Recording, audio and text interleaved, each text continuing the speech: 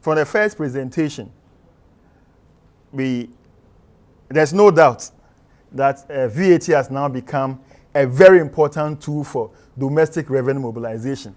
In literature, it's been posited that the adoption or introduction of VAT represents the single most important change in taxation in the 20th century.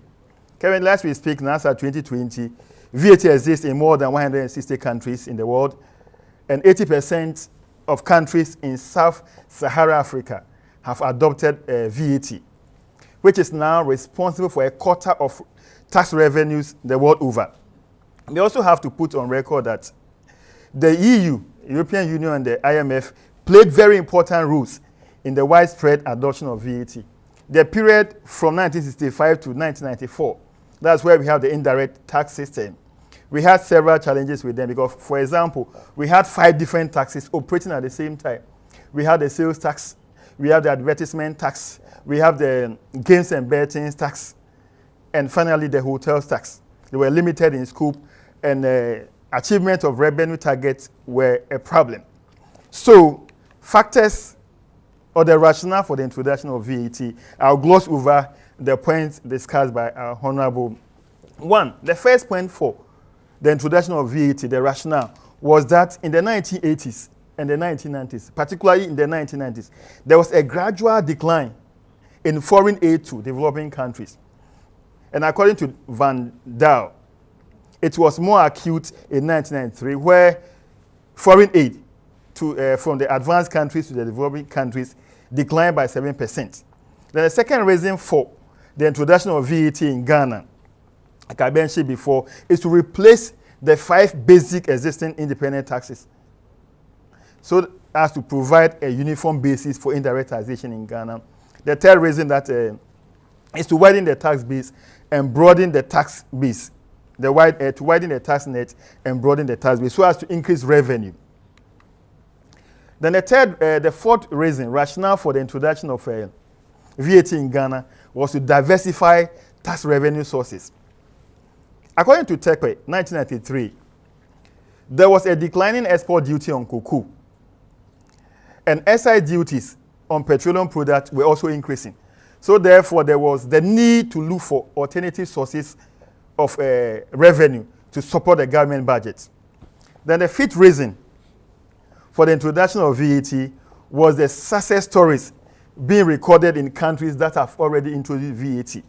And the evidence was copious for Ghana to see that those who have introduced VAT were getting enough revenue. So why not?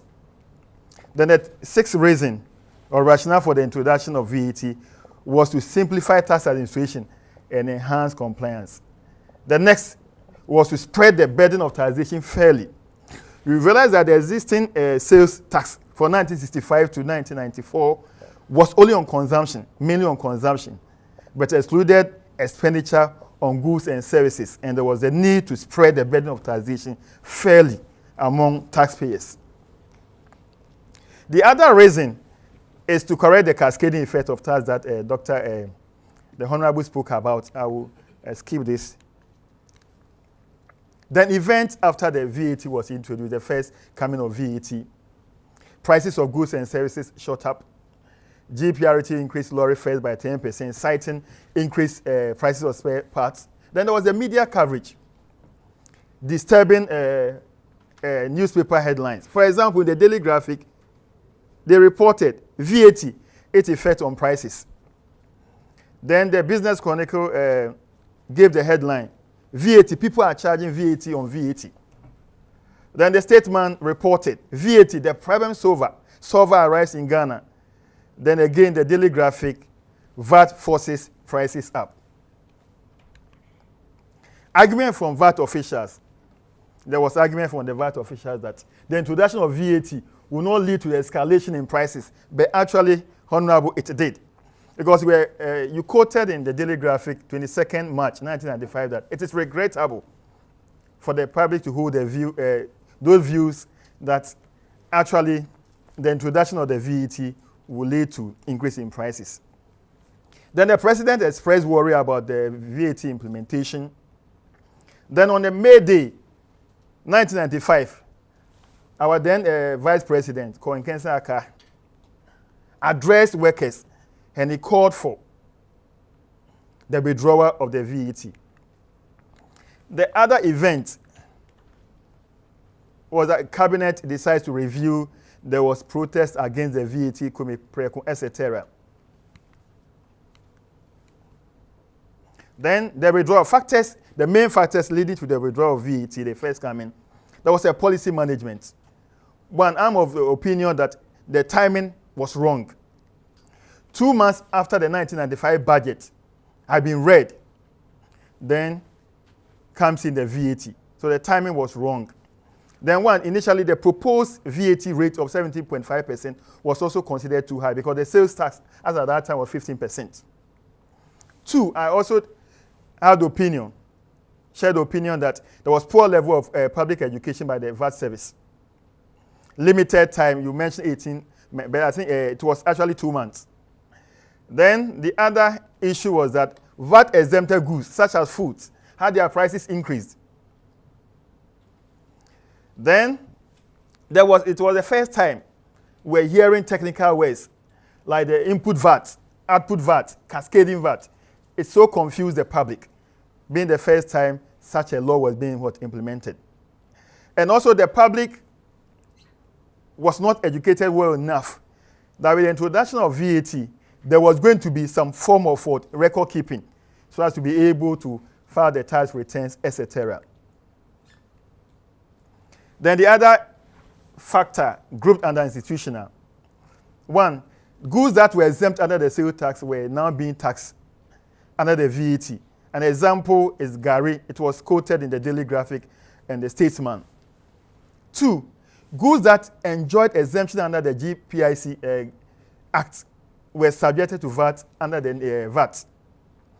Thirdly, there was a situation where some imported goods that were exempted from VAT, whilst their domestic inputs were being subjected to VAT. Example is imported essential drugs.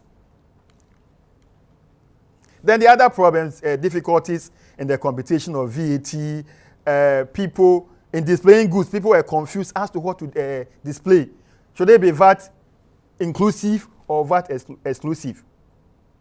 It was one of the problems that people encountered. Then political, Honorable spoke about that. But most importantly, the minority, as at the time, I think NDC had 189 members of parliament.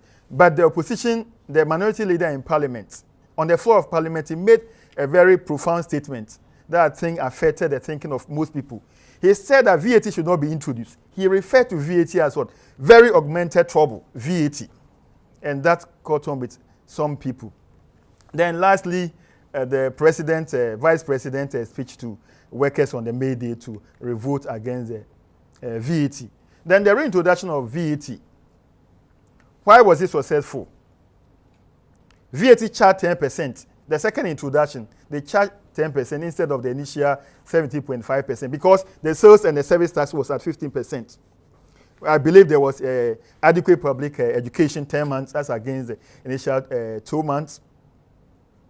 And the second time, there was a political commitment from the presidency. The president and key cabinet members openly supported the reintroduction of the VAT. Then also, most importantly, there was inflation, the inflationary pressures of the 1994-95, which put the VAT, 94 VAT introduction in jeopardy, had eased. The VAT, the inflation as at that time was as high as 59.5%.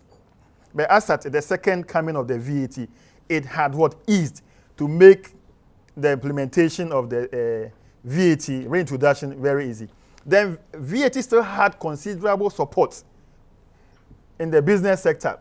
I remember the then chairman of Unilever Group, Ishmael Yamson. He gave a speech, a seminar, and he stated that we cannot continue to rely on the traditional revenue sources. For a country to move, a country like Ghana to move and to achieve the sustainable development that we expect, we should embrace VAT. So the second coming of VAT had the support of the business community. Then finally, at the second coming, the the opposition boycotted the parliamentary elections. Now, with the second coming, they were in parliament, so the taxes changed to make a smooth for the implementation of what? The VAT.